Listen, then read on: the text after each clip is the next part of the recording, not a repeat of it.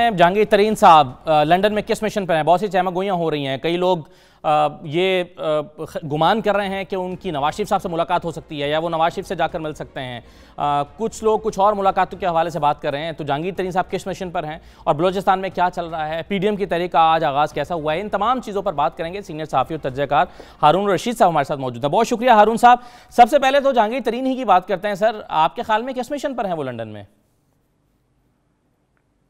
मेरा नहीं ख्याल है कि वो नवाज शरीफ से मिलने के लिए लंदन जाएंगे। ये ज़रूर है, मालूमात हैं कि इस्टेब्लिशमेंट से उनके राब्ते ज़्यादा गहरे हो गए हैं और कुछ मुलाकातें उन्होंने की हैं या नामा प्याम हुआ है, लेकिन नून लीग में वो नहीं जा सकते, उनकी हमायत नहीं कर सकते। उनकी इस मुश्किल को मलहूज रखें कि वो एक ग्रुप के लीडर हैं। उस ग्रुप को फैसला करना है, उन्हें तनहा फैसला नहीं करना है। और जहां तक मुझे मालूम है पिछले दिनों उनके ग्रुप का कोई ऐसा इजलास नहीं हुआ जिसमें इस तरह का फैसला हुआ। अगर जहांगीर तरीन को कहीं जाना ही हुआ किसी पार्टी में, तो आपके ख्याल में वो क्या पीपल्स पार्टी हो सकती है? साहब नहीं, मेरा नहीं ख्याल कि पीपल्स पार्टी हो सकती है। वो इसलिए कि वो उनके लिए बेहतरीन रास्ता यही है और इमरान खान के लिए भी बेहतरीन रास्ता यही है कि उनके दरमियान मसाले। तो ये अलग बात है कि अभी तक इस सिलसिले में कोई पेशरफ्त नहीं हो सकी। आपके ख्याल में जहांगीर तरीन साहब ख़्वाह हैं इस बात के कि इमरान खान साहब से मुसालियत हो जाए? हाँ, मेरा ख्याल है कि वो इसको तरजीह देंगे, लेकिन खान साहब के कैंप में ऐसे लोग हैं जो उन्हें उकसाते रहते हैं कि उनसे बात न की जाए। और वो दो लोग हैं, तो क्या उन दो लोगों की मौजूदगी में ये मुमकिन है हारून साहब के जहांगीर तरीन साहब भी उसमें शामिल हो जाएं उस कैंप में और वो दो लोग भी मौजूद रहें? नहीं, मुझे नहीं मालूम कितने लोग हैं, लेकिन खान साहब के इर्द गिर्द ऐसे लोग जरूर हैं जो उन्हें उकसाते रहते हैं उनके खिलाफ। उन्होंने तो अभी तक कोई सख्त बयान उनके खिलाफ नहीं दिया है। तो बाकी जब सर पे आ पड़ती है और रास्ते तलाश करने पड़ते हैं, हालात पे डिपेंड करता है। पॉलिटिक्स में सबसे ज्यादा अहमियत सिचुएशन की होती है। सिचुएशन अगर ऐसी हो गई कि उनसे बात करनी पड़ी तो मेरा ख्याल कर लें। हारून साहब, जैसा कि आपने कहा कि उनके राब्ते बढ़ गए हैं, तो क्या आप आने वाले दिनों में उनका अहम सियासी किरदार देखते हैं? हालात तो मुनसर है ना। ये देखिए, फर्ज कीजिए नो कॉन्फिडेंस मूव होती है इमरान खान के खिलाफ, तो जाहिर है जहांगीर तरीन का रोल बहुत बढ़ जाएगा, काफ लीग का रोल भी बढ़ जाएगा और एमक्यूएम का भी बढ़ जाएगा। जी, सही है। आपने नो कॉन्फिडेंस की बात की, तो चलिए बलोचिस्तान की कुछ बात कर लेते हैं। जाम कमाल साहब, ऐसा लगता है कि आज उनके एतमाद में इजाफा हुआ है। बड़ी ड्रामाई तब्दीली हुई कि 5 अरकान अचानक आज इजलास से गायब हो गए। कल तक डिनर में 37 लोग शामिल थे, 37 की हिमायत थी मुखालिफ ग्रुप को, और आज वो 33 रह गए। और एक आध का फर्क चाहिए बस जाम कमाल साहब को अपनी सीट बचाने के लिए। तो आप ये इसको हौसला अफजा देखते हैं जाम कमाल साहब के हक में सूरत हाल को? पहले ये देखना चाहिए कि जाम कमाल से शिकायत क्या है। करप्शन की तो कोई बात अभी तक किसी ने नहीं की है तो सरसरी तौर पे की है। कोई वाकया ऐसा नहीं है कि भाई फलां बड़े प्रोजेक्ट में करप्शन की गई हो।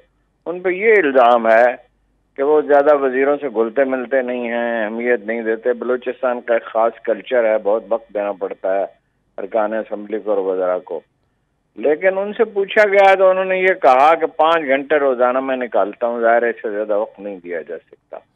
और ये भी उन्होंने कहा कि तरक्याती मंसूबों के लिए, अब भी मैं सुन रहा था लाइव नशरियात में, वो ये कह रहे थे कि कोई ऐसा आदमी नहीं है जिसको तरक्याती मंसूबों में से हिस्सा न मिला हो। खेतरान साहब का खास तौर पर उन्होंने पिछले दिनों जिक्र किया था कि वो तो मेरे साथ रहे और मेरे साथ आते जाते थे किसी शादी ब्याह में, तकरीबात में, ताज़ियत में। तो मेरा ये ख्याल है कि वो बलूचिस्तान के कल्चर से हम आहंग नहीं है।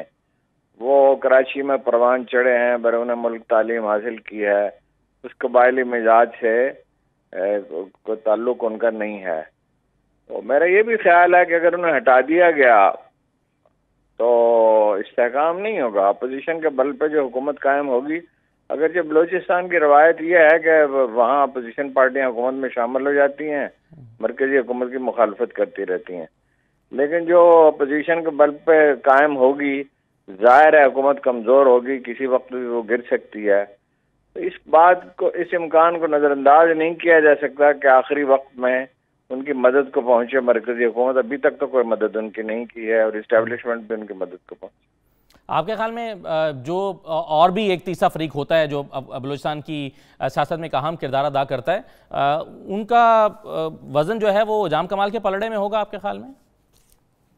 ایسا ہو سکتا ہے، جام کمال پہ بھی منحصر ہے وہ کتنے لوگوں کو راضی کر سکتے ہیں، لیکن یہ ہے کہ بھائی ان کے بعد استحکام کی کوئی بہت امید نہیں کی جا سکتی۔ اگر انہیں ہٹا دیا گیا تو عبدالقدوس بزنجو کیا کریں گے، کتنی فرمائشیں پوری کر سکیں گے؟ دیکھیں مسئلہ ہے وہاں، وہ کہتے ہیں کہ جو آدمی آتا ہے اس کی بغل میں 3-4 فائلیں ہوتی ہیں، کچھ ٹھیکوں کی، کچھ ٹرانسفرز کی، کچھ اپوائنٹمنٹس کی، اور جتنی فرمائشیں پوری کرنا ممکن ہے اتنی تو میں کرتا ہوں، لیکن ہر آدمی کی ہر بات تو نہیں مانتا۔ صحیح۔ ہارون صاحب، یہ ایک تجزیہ یہ ہے کہ اگر جام کمال صاحب نہ رہے تو یہ بحران صرف بلوچستان تک محدود نہیں رہے گا، آپ اس سے اتفاق کرتے ہیں؟ ممکن ہے، لیکن بلوچستان کا اثر ہوگا تو صحیح، لیکن بہت زیادہ نہیں ہے۔ اصل میں یہ ہے کہ اس وقت مرکز میں جو اختلافات پیدا ہو چکے ہیں اگر وہ بڑھ جائیں تو اس کے اثرات ہو سکتے ہیں، لیکن وہ اس میں بہت سے سوالات ہیں۔ مثال کے طور پہ یہ ہے کہ نواز شریف صاحب کیا شہباز شریف صاحب کی تائید کریں گے، پیپلز پارٹی تائید کرے گی؟ کیا کوئی مرکز میں مضبوط حکومت قائم ہو سکے گی؟ اگر مسئلہ وہیں کا وہیں رہے بلکہ اور بھی سنگین ہو جائے تو پھر فائدہ کیا ہے؟ میرا ذاتی خیال یہ ہے کہ اگر کوئی اختلافات بہت بڑھ گئے اور کرائسس زیادہ ہو گیا تو پھر چیزیں نئے الیکشن کی طرف چلی جائیں گی۔ ہارون صاحب، ایک اسی تناظر میں ایک اہم ملاقات کی راولپنڈی اور اسلام آباد کے حلقوں میں کچھ چرچے ہیں، کچھ چہمہ گوئیاں ہیں، ایسی کسی ملاقات کے بارے میں کوئی خبر ہے آپ کے پاس؟ یہ بہت سے ذرائع کہہ رہے ہیں، باوثوق ذرائع کہہ رہے ہیں کہ کوئی ملاقات ہوئی ہے، لیکن محض ایک ملاقات سے یہ نتیجہ اخذ کرنا مشکل ہوگا کہ کوئی بات طے بھی پا گئی ہو گئی۔ بہت مشکلات حائل ہیں اس میں، نون لیگ خود یکسو نہیں ہے کسی چیز کے بارے میں۔ بہت شکریہ ہارون رشید صاحب پروگرام میں شرکت کرنے کے لیے۔ ناظرین، اپوزیشن کی تحریک کا آغاز ہو چکا ہے، حکومت اس کو کس طرح سے دیکھ رہی ہے، حکومت کیا پلان کر رہی ہے اور کس طرح سے سبسڈی دینے کا سوچ رہی ہے، اور کیا حکومت جو کچھ اب منصوبہ بندی کر رہی ہے کم آمدن طبقے کے لیے، کیا وہ اپوزیشن کے اس احتجاج کے نتیجے میں ہے، اس کے دباؤ کے نتیجے میں ہے؟ ان تمام چیزوں پر بات کریں گے۔ ہمارے ساتھ پاکستان تحریک انصاف کی رہنما اور MNA اندلیب عباس صاحبہ موجود ہیں۔ بہت شکریہ اندلیب عباس صاحبہ پروگرام میں شرکت کرنے کے لیے۔ آج تحریک کا آغاز ہو گیا ہے PDM کی، 3 گھنٹے تک مری روڈ بند رہی ہے۔ اگر اسی طرح سے لوگ مہنگائی کے خلاف 3 گھنٹے کے لیے ملک کی مختلف شاہراہیں بند کرنے لگے، روٹیاں گلے میں لٹکا کر سڑکوں پر نکلنے لگے، تو کیا صورتحال پیدا ہوگی؟ دیکھیں، پہلی بات تو یہ ہے کہ یہ جو ہے پورا جو سلسلہ ہے وہ صاف آپ کو لگ رہا ہے کہ یہ ایک ہی پہلے دن سے لے کے آج تک ان کا مقصد ایک ہی ہے، اور وہ مقصد کیا ہے کہ جی حکومت گرانا۔